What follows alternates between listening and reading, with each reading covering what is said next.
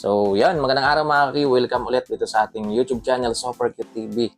Ayan. So, papunta na pong Maynila, guys. Si Susan kasama po yung kanyang mama. Ayan. Medyo nakakalungkot, no?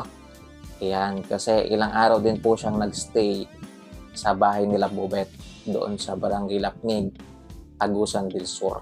Ayan. 6 days. Guys, hanggang kahapon nandun po siya. Ayan. Hanggang kahapon sa opening ng Butterbonias Collection sa grand opening. So, nandun po si Susan. So, ilang araw po siyang nagstay. Puro lang saya. Yan. Puro lang TikTok. Yan. Ngitian. Yan. Nakita nyo naman yung ngiti ni Ma'am Robilyn. Yan. Sobra talaga siyang sumaya nung pumunta po si Susan sa kanila. At syempre, yung mga kapatid niya rin eh. Diba? Grabe din po yung banding nila.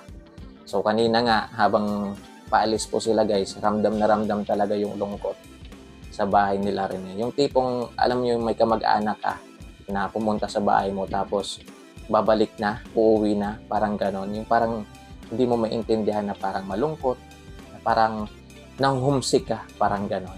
Kasi, syempre, 6 days din po yan guys, hindi rin basta-basta mga kakyo. Pero syempre, may kanya-kanya din silang buhay na kailangan asikasuhin, diba? So, si Susan, may career din po siya doon sa Brunei na dapat asikasuhin. So, ngayon po yung kanyang pag-alis sa bahay nila rin eh. So, hindi ko sure guys kung direct flight po sila papuntang bansa ni Susan. So, hindi ako masyadong sure eh kasi ang pagkaalam ko taga Brunei. Yan, tama ba guys? Taga Brunei si Susan. Yan, comment nyo naman yan sa comment section. So, yan, mga kakyo. Yan, alam ko malulungkot talaga nito si Ma'am Robilyn.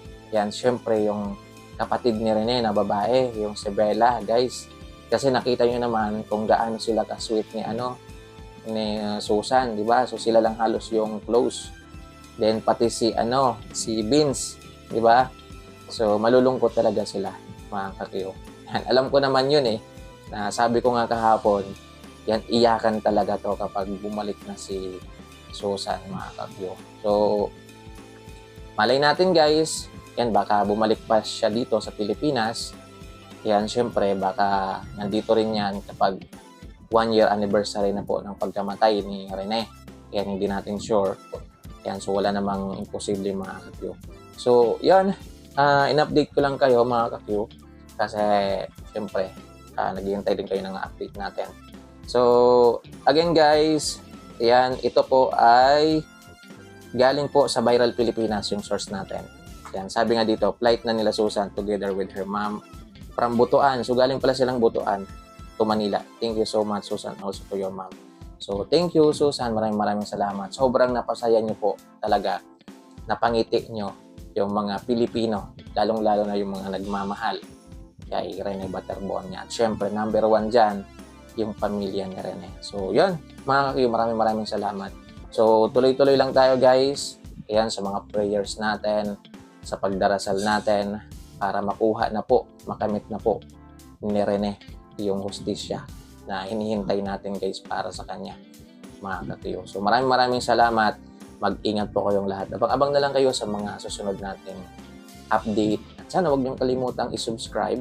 Yan, maraming salamat in advance.